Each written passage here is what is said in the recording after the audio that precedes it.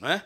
A primeira na lista, olhos altivos, língua mentirosa, mãos que derramam sangue inocente, coração que traça planos perversos, pés que apressam para fazer o mal, testemunha falsa que espalha mentiras, e aquele que provoca discórdia entre irmãos. Deus abomina, detesta, odeia todas essas 7 coisas. E a primeira delas é olhos altivos.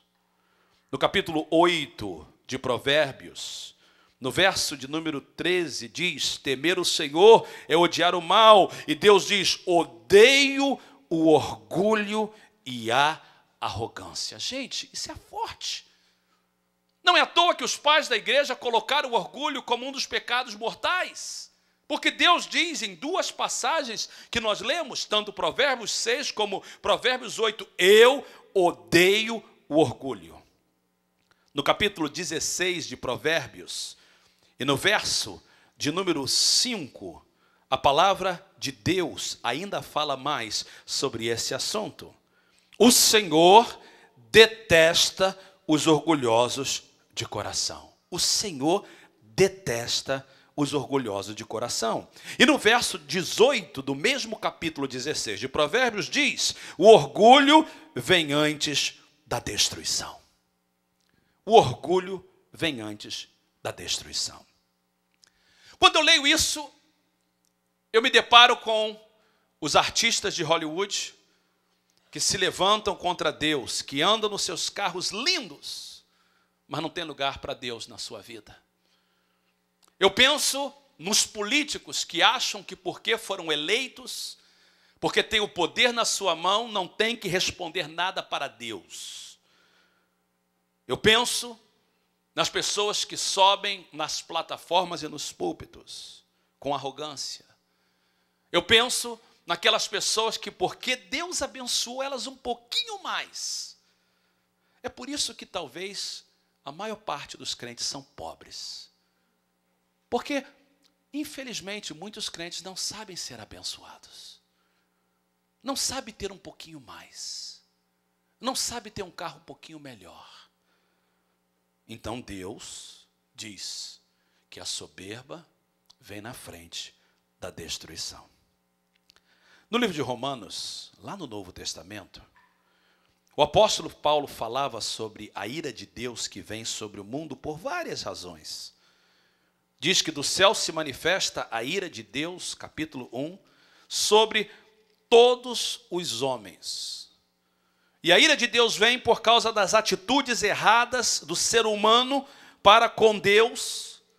Verso 18, ele começa falando da ira de Deus, mas quando chega lá no verso de número 29 de Romanos, capítulo 1, ele diz: tornaram-se cheios de toda sorte de injustiça, maldade, ganância, depravação, estão cheios de inveja, homicídio, rivalidade, engano, malícia, são bisbilhoteiros, caluniadores, inimigos de Deus, insolentes, arrogantes e presunçosos. Que mundo que a gente vive. Eu vejo o prefeito da cidade de São Francisco com toda a arrogância contra Deus. Eu vejo os candidatos que hoje estão concorrendo à presidência. Eu vejo os repórteres que fazem pouco do nome de Deus e dos crentes. Nós estamos vivendo numa época da ira de Deus. Nós vivemos numa época de gente presunçosa, orgulhosa, que acha que Deus não existe, que acha que Deus não vai agir em favor dos seus. E que Deus não vai invadir novamente a história com a sua presença. No capítulo 3 de 2 Timóteo, Paulo escrevendo, novamente eu disse, a sua última epístola, ele fala dos últimos dias, dias esse que nós vivemos, dia esse que nós estamos olhando e participando e vendo. E se nós somos crentes, vamos encarar isso de frente. Porque nós estamos vendo que isso está entrando dentro da igreja. Essa busca de título a qualquer preço. Existem hoje cargos na igreja cristã que nem existia no dia da Bíblia. Bispa e apóstola. É coisas que não existem, gente. Uma briga para quanto mais ser apóstolo. Hoje pastor não vale nada. Ser pastor qualquer um é. Hoje tem que ser mais. Hoje precisa de ser mais. Eu estou querendo, e sinceramente não estou falando isso com nenhuma... eu estou falando do coração. Eu estou sinceramente querendo ser chamado de irmão Fernando. Eu estou assistindo que eu estou querendo ser chamado de irmão Fernando. Eu gosto de irmão, não gosto de chamar pelo primeiro nome, porque eu gosto um pouquinho de respeito. Eu acho que respeito é bom, é importante para que eu possa abençoar a vida das pessoas. Mas se quiser me chamar de irmão Fernando, tá bom. Porque esse negócio de pastor hoje não está valendo nada. Todo mundo agora é bispo, é apóstolo, é vice-deus, é papa. Então, meus irmãos, vamos chamar um de irmão, um ao outro. Isso é tão bonito, não é? Você sabe que foi assim que a igreja começou? A igreja começou, o irmão Paulo, o irmão Timóteo, o irmão Pedro. E você sabe que, hoje, é interessante que os antigos, lá no Brasil ainda, esse grupo hoje não sabe o que é. Antigamente, não tinha nem esse negócio de pastor presidente. Era tudo o irmão Paulo Leivas Macalã, o irmão Túlio. Era assim antigamente, o irmão fulano de tal. Hoje está uma briga até por título. Pode me chamar a partir de hoje de irmão Fernando. Eu fico contente com isso, queridos. Eu acho que isso é bom. Agora, não é somente o título, tem que ser a atitude do coração também. Nós precisamos de encarar de frente isso. Nós precisamos de abrir mão disso. Porque é isso que o mundo quer. Uma vez, você presta atenção, Jesus, isso tem que encarar a fraqueza mesmo. Jesus vinha conversando com seus discípulos e eles vinham caminhando a caminho de Jerusalém, batendo papo um com o outro, e Jesus notou que ele ficou sozinho, os discípulos ficaram atrás. Geralmente ele gostava de ficar com Jesus, mas nessa vez eles ficaram tudo atrás. E Jesus ficou ouvindo ali, e eles falando baixinho. Aí Jesus falou assim: o que vocês estavam conversando no caminho? E ninguém quis responder. O que vocês estavam falando no caminho? Ninguém quis contar para Jesus. Mas o autor diz assim: porque eles conversavam entre eles quem era o maior entre eles. Que carnalidade, né? Andando com Jesus, a caminho, preste atenção, estavam a caminho do aposento, onde Jesus ia dar a eles a última ceia. Jesus ia morrer, e eles estão discutindo entre eles quem é o maior. Foi por isso que Jesus, quando chega lá, a primeira coisa que ele faz: tira todo mundo aí, põe o pé para fora, eu vou lavar o pé de vocês. E Jesus lava o pé de todo mundo e diz assim: vocês entendem o que eu falei, que eu fiz com vocês? Eu sou mestre, eu sou o Senhor.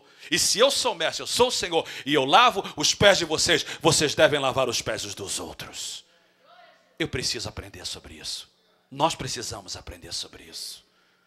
Isso é o que o mundo quer. O mundo está em busca de orgulho, de querer ser mais do que um outro. A igreja do Senhor tem que ser diferente.